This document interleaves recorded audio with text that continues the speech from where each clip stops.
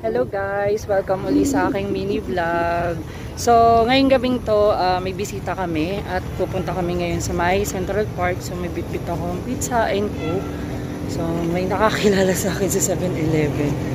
Ayun, shout out sa 7-Eleven na yun. Dito sa may Bilin Best na nakakilala sa akin. Thank you kuya! Diba? At papunta na nga ako dito sa may Central Park at dito ako dumaan sa may gitna hanggang makarating ako sa may intersection na sinalubong ako nila Mark So, at ayun na Dek. guys. Hi! Si Dek. Hi, Dek! So, ayun, may bisita kami. Ayun si Dek. Dumating. Shoutout. Uy, may nakakilala pala sa atin. Sa may branch ng 7-Eleven. Ano, nagulat ako. Ilang saglit nga lang ay nakarating na nga kami dito sa may Central Park. At inayos agad ni Mark yung daladala kong pizza at coke. At syempre, sinimulan na namin dyan magchibugan. At kanya-kanya na kami kumuha ng pizza at maiinom. At pagkatapos nga namin kumain ng hapunan, ay dumiretso agad kami dito sa may bike trail. Dahil dito nga kami magchichilski. At dito nga pala yung matatagpuan sa may likod na ng Central Park. At syempre, nagpakitang gilas nga pala dyan si Dek ng slalom na naka 1 foot. At namangha kami sa kanya dahil sobrang galing niya.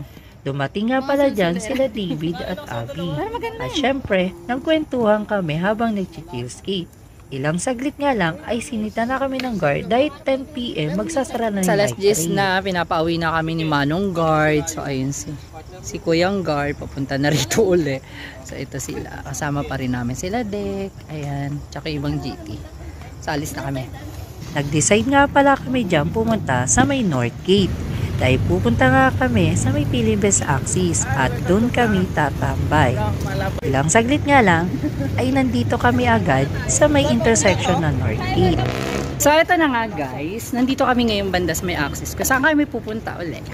Sama na. Ayan na. Yeah! So, ayun yung Axis, yung building. Ayan.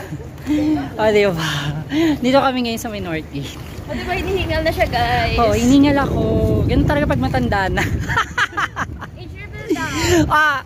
90. Naintindihan nyo na yun. Ito nga pala yung Pilibes Axis at dumaan nga kami dito sa may bandang likod. So, ayun guys. Nandito na kami sa loob na Axis. So, nandito na naman kami sa may Hong Kong style. Woo! Chic! At nakapasok na nga kami sa may loob ng Pilibes Axis at nandito kami ngayon sa may gitna.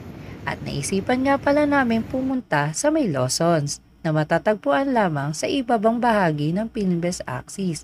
At syempre, tamang food trip kami. Kanin naman ang aming kinain. Pagkatapos namin kumain, So, basta kami lumapang, lumamon, puro biruan at kulitan ang ginagawa namin. O, diba? Saya. Ang dilim. nagtipon-tipon nga pala kami dyan sa may gitna ng Pilibes Axis.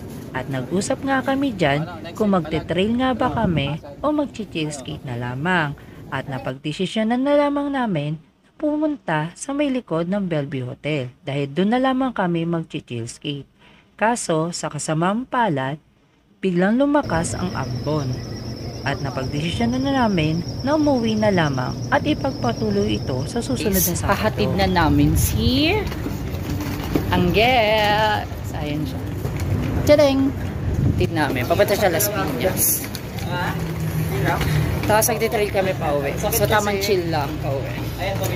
Thank you nga pala kila Abby tsaka David. Yun. Tsaka lalo na kay Dek sa mga bisita namin. Yes. Hi Thank Dek, you. shoutout sa'yo. It's nice to see you finally. Salamat sa sticker! na meron na rin kami sticker. Finally, na-meet na namin siya. So, thank you so much sa lahat ng mga bisita namin. Aray ko, madadapa ako. Especially shoutout kay Angela. Yes. Ayan si Angela, aming prinsesa.